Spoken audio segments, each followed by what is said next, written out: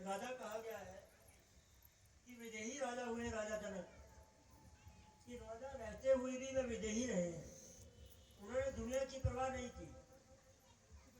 तो राजा जनक जी गुरु खोजते थे, लेकिन वो ये कहते थे कि मुझे ऐसा गुरु मिले जो मुझे तुरंत ज्ञान करवाए, इतनी देर में मुझे ज्ञान करवा दे, ऐसा गुरु चाहिए। बहुत संतों से मिले, बहुत विद्वानों से मिले, बहुत ज्योतिषियों से मिले, बहुत पंडितों से मिले, लेकिन उन्हें ये कहने वाला कोई नहीं मिला कि राजन इतनी देर में आपको ज्ञान करवा देंगे। जब नहीं मिला कुछ, मैं आपको ये कथा इसलिए सुना रहा हूं कि मैंने प्रथम में कहा कि गुरु मत को धारण करने के लिए खाली होना, खाली नहीं होगे तो ज्ञान नहीं मिलेगा। भले आप कितने संतों के पास जाओ, संतों के पास ही रहते रहो, उनके साथ बैठो उठो खाओ पियो घूमो फिरो, लेकिन खाली नहीं हुए तो गुरु मत धारण नहीं कर पाओगे। तो राजा जनक जी ने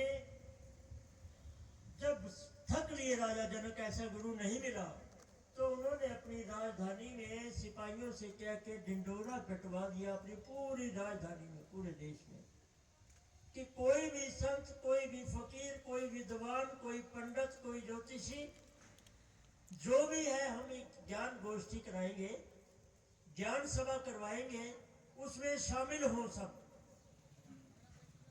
सबको उचित इनाम दिया जाएगा।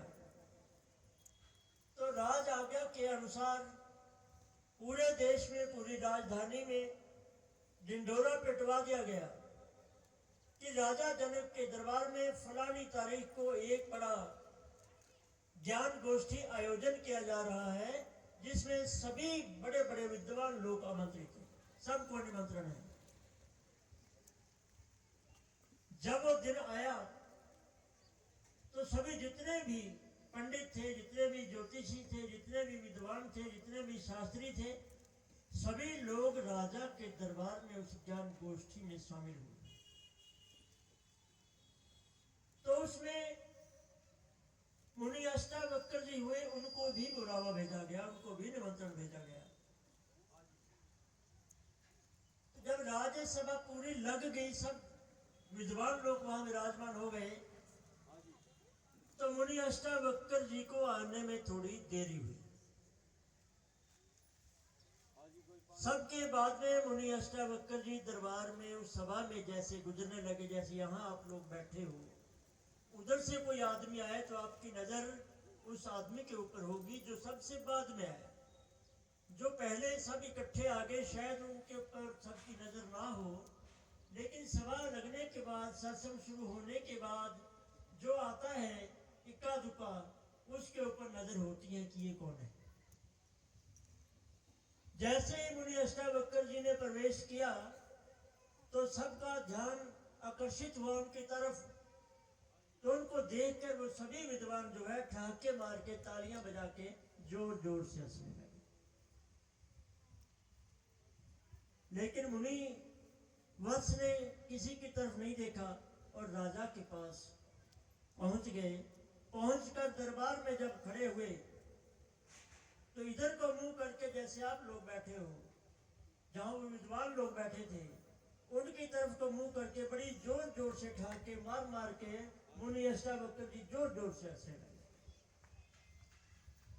ये दृश्य देखकर राजा जनक को बड़ा आश्चर्य हुआ, बड़ी हैरानी में पड़े कि ये लोग तो अष्टावक्र जी को देखकर हंसे, क्योंकि मुनि अष्टावक्र को अष्टावक्र क्यों कहा जाता था? वो जब वो चलते तो उनके शरीर में 8 बल पड़ते थे, 8 तरह से टेढ़ा मेढ़ा शरीर था उनका, तुड़ा मुड़ा हुआ शरीर था। उनको देखकर वो विद्वान हंसे कि ये आया है बड़ा ज्ञान गोष्ठी करने वाला, 8 जगह से शरीर तुड़ा मुड़ा हुआ है, बल खा के चल रहा है, ये करेगा ज्ञान गोष्ठी यहाँ, इसलिए हंसे। राजा जनक से रहा न गया, वो कहने लगे मुनि अष्टावक्र जी को कि मुनिवर, मुझे एक बात समझ में नहीं आई। अष्टावक्र जी कहने लगे, राजन कहिए, कहने लगे मुनि जी, ये लोग तो आपके शरीर को देखकर हंसे, ठहाके लगाए हैं इन्होंने, लेकिन आप बड़े जोर जोर से हंसे। ये बात आपकी हंसी का राज मुझे नहीं पता लगा कि आप क्यों हंसे। ये तो आपको देखकर हंसे कि ये गोष्ठी करेगा, लेकिन आपके हंसने का कारण मेरे दिमाग में नहीं आया। तो मुनिवर कहने लगे कि राजन सुनो, मैं इसलिए हंसा कि मैंने सुना था कि राजा जनक ने एक ज्ञान गोष्ठी रखी है, विद्वानों की सभा रखी है, जिस सभा में बड़े बड़े विद्वान लोग आए हुए हैं, पहुंचे हुए। लेकिन मुझे यहां आने के बाद पता चला कि ये तो सब कुछ विपरीत है, कि ये तो चर्मकारों की सभा है। यहां विद्वान एक भी नहीं, शास्त्री पंडित एक भी नहीं, ये तो चर्मकारों की सभा है। मैं इसलिए हंसा। जब उन्हें अष्टावक्र जी ने इन शब्दों का प्रयोग किया,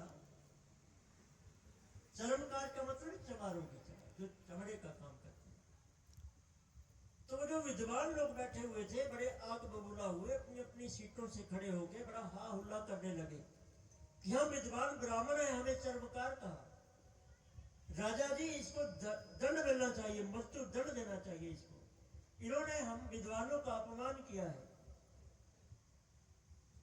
जैसे हो हल्ला करने लगे तो मुनि अष्टावक्र जी कहते, राजन कोई बात नहीं, इनको कहो कि आप बैठ जाओ। यदि मैंने कुछ गलत कहा तो जो ये लोग कहेंगे वो सजा मुझे दे देना, मैं सजा लेने के लिए तैयार हूं, जो ये कहें। लेकिन मेरी बात तो सुनो, मुझे पक्ष रखने का मौका तो दो। तो राजा जनक ने कहा कि विद्वान लोगों, ब्राह्मणों, पंडितों, आप बैठ जाओ, मुनि जी की बात को सुन लीजिए।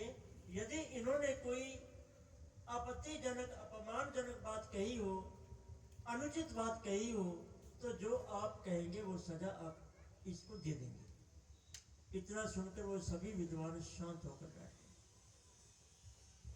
मुनि अष्टावक्र जी कहने लगे कि राजन, जो सोने का पारखी होता है उसे क्या बोला जाता है, वो कौन होता है? राजा जनक कहने लगे कि मुनिवर, सोने की परख करने वाले को सुनार कहा जाता है। कहते जो लोहे की परख करने वाला पारखी है उसे क्या कहा जाता है? कहते मुनिवर, लोहे के पारखी को लोहार कहा जाता है। कहता जिसको मिट्टी की परख होती है उसे क्या कहा जाता है? मिट्टी का पारखी। राजन, मिट्टी की परख कुम्हार को होती है, कुम्हार कहते हैं। राजन, जिसको जमीन की, खेती बाड़ी की परख है उसको क्या बोलते हैं? राजा कहता उसे जमींदार कहते हैं। कहता फिर राजन, जिसे चमड़े की परख होती है, चमड़े का जो पारखी है उसे क्या बोला जाता है?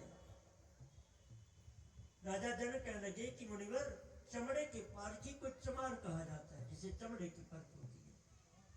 तो फिर वो कहने लगे, राजन मैंने गलत क्या कहा? इन लोगों ने मेरे चमड़े की परख की है, ये चमड़े के पारखी है, सब विद्वान नहीं है, ये ज्ञानी नहीं है।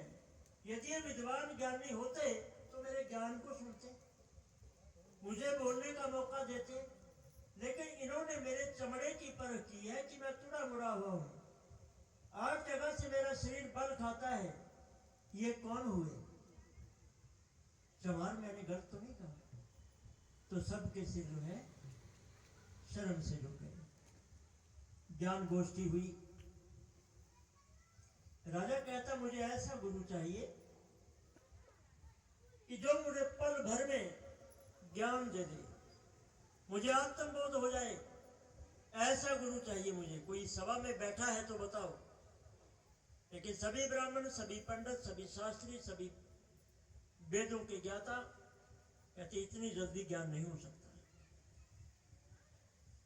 क्या हम ऐसा नहीं कर सकते? अंत में मुनि अष्टावक्र जी से पूछा गया कि आप बताओ,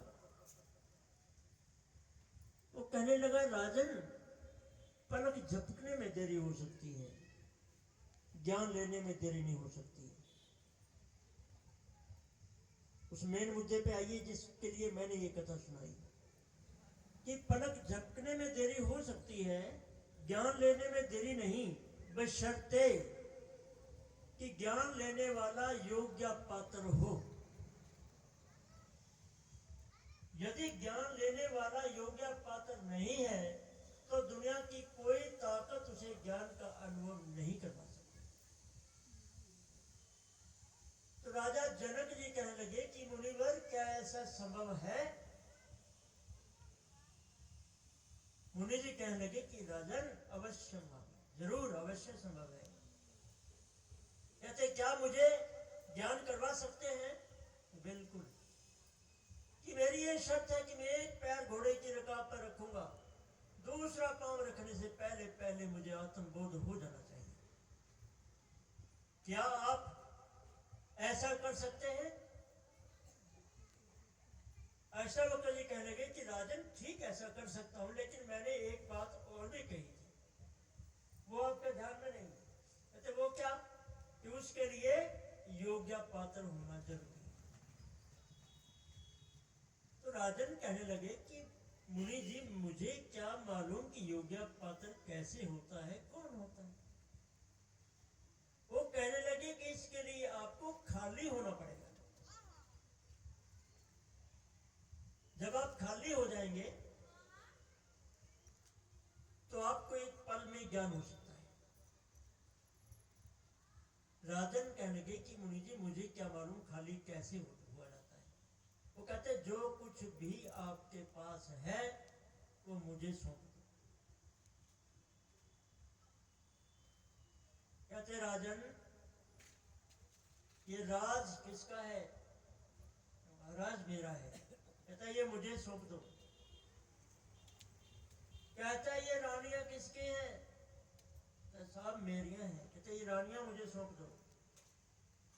राजन, ये खजाना किसका है? मेरा है। तो ये खजाना भी मुझे सौंप दो। राजन, ये शरीर किसका है? मेरा है। ये शरीर भी मुझे सौंप दो। राजन, ये तुम्हारी राजनगरी में जितनी जनता, ये किसकी? कहता, ये मेरी है, ये भी मुझे सौंप दो। राजन, ये मन किसका है? मन मेरा है। कहता, ये मन भी मुझे सौंप दो। कहता, अब और? कहता, महाराज, अब बचा ही क्या मेरे पास? सब कुछ तो मैंने आपको सौंप दिया, राजभाग सौंप दिया, शरीर सौंप दिया, खजाना सौंप दिया, रानियां सौंप दी, मन सौंप दिया, अब मेरे पास बचा ही क्या? कहता, राजन, अभी भी तुम्हारे पास कुछ है, और जो तुम्हारे पास बचा है वही तुम हो, वही आत्मा है। ये सब कुछ देने के बाद जो बचा है वही तुम हो। तो मुनि अष्टावक्र जी कहने लगे कि राजन, आपकी शर्त के अनुसार एक पांव घोड़े की रकाब पर रखो। कहते हैं, एक पांव राजा जनक ने घोड़े की रकाब पर रखा, और जैसे मुनि अष्टावक्र जी ने शब्द का ज्ञान राजा जनक को दिया, वहीं पे राजा जनक की समाधि लग गई। 2 दिन तक राजा जनक उसी अवस्था में अचेतन खड़ा रहा, मालूम ही नहीं पड़ा कहाँ खड़ा है। जब उसको सुध आई, उसी वक्त राजा जनक सारा राजभाग